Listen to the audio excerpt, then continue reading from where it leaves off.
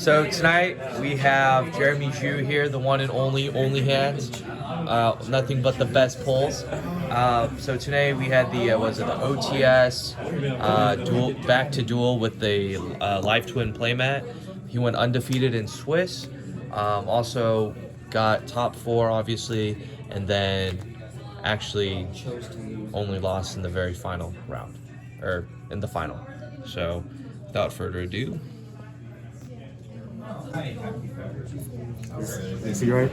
Yeah. Oh yes. I play DDDs, DDD best deck, DDD's nuts.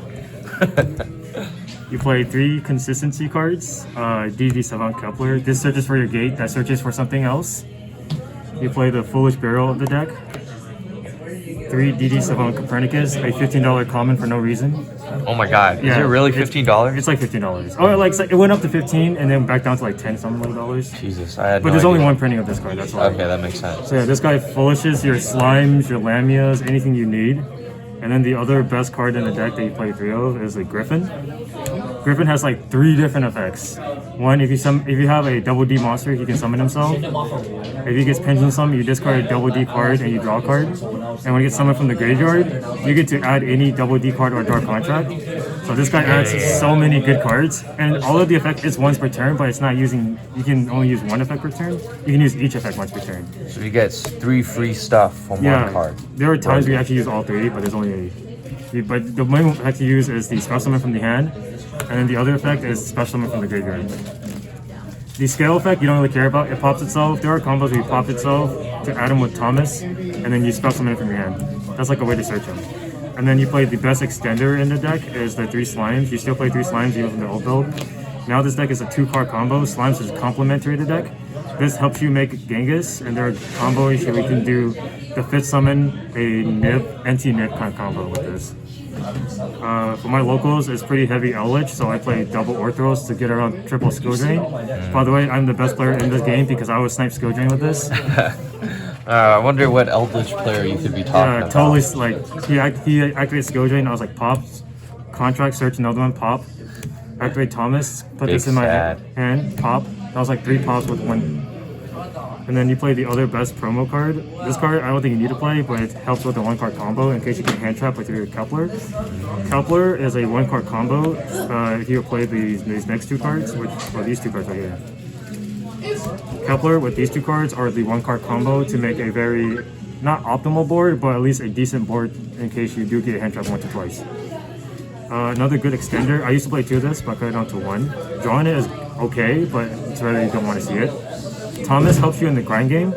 Thomas allows you to call once per turn, add a face-up Pendulum monster from your extra deck to your hand. So a lot of these Pendulum monsters usually get sent to the extra deck, so you can just add them with Thomas. And Thomas can recycle your Orthros, and you just keep recycling your Orthros. Orthros is a once per copy, not a once per turn kind of effect. So you can keep recycling the same Orthros as long as you have Thomas. So that's why Thomas is really good for the grind game against the trap matchup. You actually never lose against the trap matchup because you play Orthros and Thomas. Yeah, that's pretty broken. And then for the fusion cards you play, this was the last minute I put back in because I wanted because there's a lot of back row stuff. This can summon the High Flame King Genghis on your turn. It can protect you against like back row stuff, mainly spells and traps like Skill Drain or like Imperms or anything. And then this makes the other small Genghis. You can rare times both of these can be used to make the Arc, and along with Lamia. This will make your Siegfried, which is also your back row. So this deck plays around back row like it's butter. Lamia is more often used as an extender than actually a synchro. Most of the time it just sends a card on the field to graveyard to activate the graveyard effects of those monsters. Other times it's just there to trigger other monsters' effects. That's all for the main deck monsters for combo. For spells, I play 3 Pyre's map. This is basically a DDD card because you pay life points to add a card. Just like every other card. Every other card, except this one's a very hefty one. You pay half your life points to search for a 0-attack monster. Your main targets is a Kepler and Copernicus. These are like your 2 main ones. Yeah, and there is like a very niche one that you can search is this one. These are your main targets, but half the time you open either one of these, and then you open this, and then this search for either one of these. These guys are 2-card combos, or if anything, if you open like this is like a full combo right here. Or actually, Okay. 2 of these are full combo, or 2 of these are full combo. So a lot of this is just consistency cards, a lot of gas. I didn't even talk about this card. Oh, I forgot. But like this card is insanely good. Yeah. He has a monster effect that's not. It's once per copy on the field. So if you keep recycling him, you can use all 3 effects. You can tribute another monster in the field, and it can attack directly, or you can shut off your opponent's back row so they can't activate back row effects. Yeah, that's kind of broken. Or your opponent can't activate cards from the hand, so they can't even hand trap you. And That's the monster effect you said? That's the monster effect. Yeah. Talk about that pendulum effect though, because that's spicy. Oh, the pendulum effect? So this card saved me what's it called? No, yes. It saved me from being dead from the hero player when he was like just setting and passing. So I had like a shit ton of contracts on the field. And this guy's like, you don't burn for effect damage. Exactly. So I had like 2 contracts in the field and I was not dying. And then the guy was like, oh, pass turn. And I was like, oh, standby phase, I would only take effect. But this guy says no. Pretty nice. A very cheesy way that actually did win with this card is when your opponent's under 4,000, he gains the attack of your opponent's life points that's under 4,000 when he attacks directly. So That's if so your, dumb. so your opponent's under 4,000 and you swing with this, that's auto game. There's nothing you can do. Oh my god. Yeah, so this so card's dumb. actually insane. So yeah, you play 3 consistency, more consistency. Kepler searches this searches Kepler or whatever you're missing. This is like Right. another combo piece. The only bad thing about this thing in the current format is people play Ghost Ogre and this is a continuous card. Yeah. People don't play Ghost Ogre, this card is so free because it adds you so much follow-up, comeback potentials and everything. For other contracts you play are these 2 contracts. Swamp King is a Miracle Fusion. You can fuse from your hand, from the field, from your grave. Grave it banishes, field goes to the graveyard, from your hand goes to graveyard. Insanely good. This is the Patent License Nuance. It's like a pseudo domain.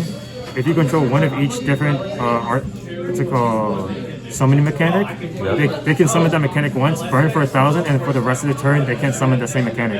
Yeah, it's pretty good against combo decks or really a lot of decks, unless you're playing traps. So like, but then my mediocre board was literally Gilgamesh this past turn against Life Twin, and then they can't link summon more than once. yeah, So they can link summon into like a red girl or the blue girl. that's pretty nice. And then against other decks, since this deck plays every single summon mechanic, this card is like extremely good. Another part of the effect, part of the combo, is when this card gets sent to your graveyard, you can add a DD monster from your face-up extra deck or from your graveyard. So this card is also recursion for follow-up. So there's so much follow-up in this deck. And then 1 card combo, or 1.5 card combo, 1 for 1. Un para un, Un for the un. the bougie friend. This card, one card combo when you have Kepler. This basically searches Kepler and Kepler is your 1 card combo. So this card is your 1 card combo. This is like a 4th Kepler. Damn. And then for a trap, you play the 1 Widow Anchor. You only play 1? This is Widow Anchor. It's insane. You know what this It's card so does? broken. Why are you only playing 1? It's searchable, and you don't want to break on combo cards, right? You have Okay. combo cards, and like this card's a searchable combo card, basically. It's a searchable Widow Anchor as part of your combo. It takes your opponent monster if you control a triple D monster, and negates the effect, and you take control until the end of your opponent's end of your turn. And then if it's an extra deck monster, its name it adds on to the name DD, like a triple D monster. Yeah. And then you can use it for your other stuff as well. DDD, Destiny, Hero, DPE. Yeah, I took someone's Malicious Bane, and then I literally linked it off for Gilgamesh because it was summoned from the extra deck, and then I just summoned the Gilgamesh with it. Yeah. So this that's card's spicy. insane. And then for hand traps, I play a lot of hand traps. I play 3 Veilers, Okay. 2 Ogres, 3 Ash, and 3 Nib. I did a meta call because I didn't know people were going to play combo or back row, but I wasn't that afraid of back row because this deck handles back row very well. Okay. So the main thing I was kind of afraid of was people playing Swordsoul. And also, another reason why I'm playing Veilers over Imperm is because most of the time you have 2 set skills, 2 contracts, and a set headhunt. Your Imperm is dead in your hand. Fair. I was gonna ask. Okay, that's good to know. So that's why I play the Veiler. If I'm playing second, I side out the Ash against Swordsoul and put in 3 Imperms because I'm going second. So Ash against Swordsoul doesn't really do anything since Desire is at 1. Yeah. And the only thing you really Ash is like the search card, the Rhoda, the Emergence. But most of the time you save it when you know they're searching Protoss, but Protoss is banned, so you don't have to worry about that. Yeah, Protoss was so broken. And then Ogre because it's really good in the format. Yeah, there's so many continuous cards you can just pop against. Like the Brave Engine. Brave Engine, they activate Faithful, you know, Ogre, Negate. This is like the one time where the MST Negate kind of meme comes in. And then, Ogre negate. Yeah, Ogre negate, MS negate. It's the same thing. Also, against a mirror match, I was expecting maybe some people playing DDDs, but this against the Dark Contracts is really good. Yeah, that's great. And then Nib, because our locals do have combo decks, and I'm one of the combo decks people, but we don't have a hard time outing the tokens themselves. Most of the time, the token defenses are a lot lower. We can actually lower the attack, which came up yesterday, and that's all for the main deck. How many cards in the main deck? 42 cards. Oh, so you you're can a monkey. Hella monkey. You can totally take out the 2 ogres and make it 40, or if you really want to, you can do 2/2 of different the hand traps.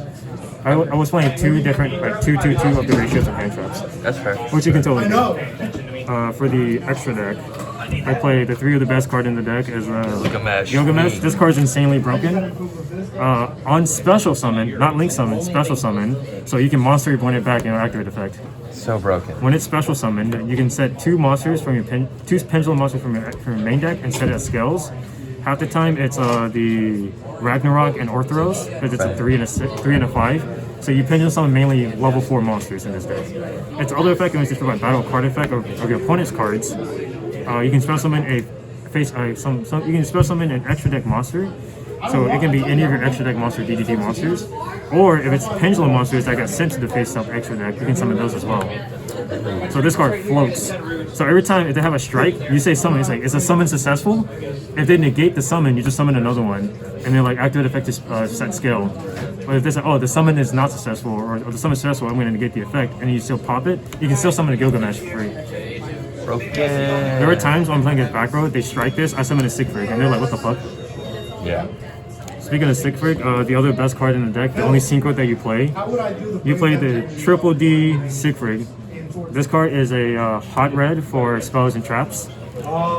It's really good for playing around Dark Ruler. There are cards I play in my side deck that helps complement this to play around Dark Ruler and Droplet. I didn't get Droplet or Dark Ruler today, so it's pretty free. Against Eldritch, like I said, this guy's really good against Eldritch. You just negate the Conquistador, now just sits there, does nothing. Yeah, that's pretty accurate. And then when he gets destroyed by battle or card effect, you gain 1,000 for each contract you control in your graveyard or in your hand. Or not in your hand, in the field. So he's really good for just, not dying to your contracts. Yeah, and then beating people over. And then for Exceeds, this is a package here. This, when it does have that weird awkward effect. Not awkward, but like niche effect. When you detach one, at the end of the battle phase, special as many destroy monsters, but you lose 1,000 damage. You take 1,000 damage during the next standby phase. So you can't die with this, but sometimes you can actually make this crash, make a Zeus, because at the end phase you summon another Exceed monster back and place Zeus up top. So it's pretty free. And then this guy, he's a Foolish Burial. When he gets to go to Burial, he's Foolish Burial. His other effect, he can target a monster. If you take effect damage, you can target one monster in the field, make it lose 1,000 attack and defense, and then your opponent burns for 1,000. So this plus the Gilgamesh, is when you do this is part of the combo you follow up. So you'll take 1,000, so your opponent take 1,000, so you're both at like 7,000. That's part of the combo. This comes up because that effect, what's it called? The attack and defense modulator matters because when you nip somebody and their defense is like 33 high, this makes it lose 1,000, so you can actually run it over. So that actually came up when I nipped a Swordsoul player. And by the way, we do play Zeus in this here. So he goes overlay for 2, slap this, and then you slap this guy on top. So this guy is the new card from the... That card is broken. Special summon it on top of any DDD. Yeah. So you play 2 of these because you do run into where you want to summon both of these as your grind game. So then you literally slap this on any triple D monster, but you can only control one of this guy on turn. Imagine having 2 of these guys on the field. That would be so broken. So the reason why I did that is because the effect is also once per chain. So when your opponent activates effect that's on the field, a monster card that activates on the field, you can take it as an Exceed material by destroying a Dark Contract or detach 2 materials from this guy. So most of the time you have a Swamp King or a Dark Contract of the Gate or the Patent License on the field. You'll pop one of those, take a monster, and then it doesn't negate the effect, but just taking the materials is enough for him to not be able to do anything. It also has that niche pendulum effect, where during the standby phase, he can put himself in the pendulum scale, and he can summon the other guy in the pendulum zone. That comes up very rarely, because most of the time he just gets bopped away. The best Exceed, these are the other 2 Exceeds I play. This is for back row. Oh my god. He's a Heavy Storm. He says nice effect, negate. He's a solemn judgment walking leg guy thing. If you activate spell, trap, or monster effect that lets you special summon, that includes a special summon, right? You negate, solemn warning. You negate and destroy, whatever. Yeah, it's a solemn warning. Regardless, it's free. You negate and destroy, and you target him and another DD monster. They both gain 1800 attack. Yeah, that's pretty He's bad. so good. And when he gets sent to the graveyard, you add a dark contract, so he floats. I don't need to explain Kali Yuga. He's heavy storm. And he's a skill drain. And then you play the best card in your sphere. You play Zeus because you make him so freely with any of these guys. Any triple D monster, slap this on top as 2 materials with a Zeus. The cheeky thing I did was summon this guy, swing over a monster, slap a Zeus atop, detach 2 Ghost Ogre because I was under skill drain. And then for fusion, you play 1 big Genghis and 2 tiny Genghis. They have like similar effects, except this one is like normal summon is included. This one's only special summon. Okay. If you special summon a monster, you get to special summon a monster from your for your graveyard. He does the same thing, except it includes a normal summon. Yeah. And then this one is on your turn. It's a spell trap negate. Yeah. The spell trap negate is only on your turn. People try to cheat and it's not on your opponent's turn. Yeah. And then the last fusion that you play is the Arc. The combo does come up when you're about to die. You just summon this guy.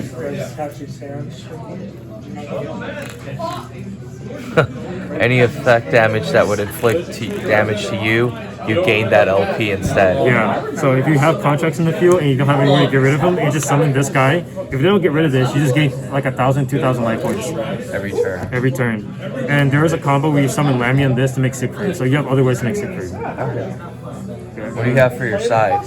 For my side, even though I'm really good against back row, sometimes you do still lose to back row, so I still play back row hate. Just 4 cards because my main deck is very versed into dealing with it. Pretty standard. I play Twin Twister over Cosmic because I want to discard cards. I want to send the slimes to the graveyard, so the slimes can trigger their effects. Hard piece because it's free. If you draw it, you can use it. And people who would have like Heavenly Sky Prison, they get punished extremely hard when and it's like, oh, they don't have this card and just summon it. I was like, okay, Twin Twister. Yeah. My life points. So for hand traps that I play, they're mainly going second. I play the Lancia in the side and the Gamma. Lancia and Gamma. Gamma is the best hand trap, except it's also the worst hand trap because you also have to play the brick. Yeah. But it's not that bad in this deck because you do play the 1-for-1 where you can just discard it, or if you side in with the Twin Twister, you can discard it. That's fair. It's not too bad to open, but but it it feels still bad. sucks. But when you do Feels bad. resolve it, it feels amazing because a lot of the cards on the field needs to have the body on the field, so it negates and destroys rather than just negate or just destroy. Yeah. Lancia, because my locals are a bunch of monkeys and they play Flunderies. And PK, what is it called? That too, the PK Brave Scythe Lock bullshit, right? Based. There's base too, and there's also people playing D Shifter because they play Madolchis. Oh yeah. Right, so then I was like, yeah. No. I hate Madolches. You can't use this on your own turn, but it doesn't matter because against Flunderies they can't OTK you because they're really bad. So you just let super small. they go activate. You go standby phase, activate Lancia. They look at you. They're like, okay. No offense though. I did that today. It was pretty fun. And then Felt for good. the traps, I guess the other hand trap I play is Imperms. Not just any imperm though. Look at that. It's the only hands pulled Imperms. So beautiful. Yeah. So this is against like Swordsoul. You side out Ash, put these guys in. Because Ash doesn't do anything and Imperm hurts him more. Ogre actually hurts the deck a little bit more too because they normal summon active effect. You Ogre it, now they can't do anything else with it. And then for the last card, this is like the spiciest card in my deck, in my side deck. It's a Dark Contract with Eternal Darkness. It's a Floodgate. If you control 2 Pendulum monsters or DDD Pendulum monsters, your opponent cannot tribute summon with monsters on the field, target monsters on the field with card effects. And they cannot use monsters on the field for Synchro, Fusion, or Exceed. That's broken. So it just says you can't play Yu-Gi-Oh! So and you can't do anything to it. Against Swordsoul, you flip this up. They can't Synchro summon. Against, I guess, Heroes, it hinders them a little bit. Oh yeah, because of fusions. Yeah. What's it called? I think Mash Chain is considered as a fusion summon. No, it's special summon. I don't think this is but it does hinder them a bit. But this also helps you play around Dark Ruler because you can flip this and chain a Dark Ruler, and then Siegfried target the Dark Ruler in the gate. Or Like against a hot red. yeah, it's a hot renegade basically. But this card is really good. It's searchable. It's a searchable card. Searchable contract. So part of the combo, you can actually you can switch up your combo a little bit and just search this card and just set it, and just stare at your opponent knowing that they can't play. Yeah. There is another card you can play. It's the Dark Contract the Errors. It's a searchable Royal Decree. Okay. But you can handle it back really well. You don't need to do it. Yeah. Any shout outs before we cut this off? Shout out to the DDD support gods, right? This deck is finally, instead of a 3-card combo, it's now a 2-card combo and sometimes 1-card combo. Shout out to my boy Jesse for being free. No, I'm kidding. Oh, damn. Shout out to the 254 local community. Everyone's free here, so come by if you're in the area. Shout out to Black Box Gaming. There's 2 shops, Cove and Harker Heights. You'll find me here. Shout out to Philip for playing Dragon Rulers. That was random. Shout out to Sprinkles for being extremely free. He didn't. Cupcakes. And then shout out to my OnlyHands because I was open broken, and that's it. Shout out to Illini Yu-Gi-Oh! And Black Box. As always, thank you guys for watching. Don't forget to like and subscribe, and stay tuned for my next video.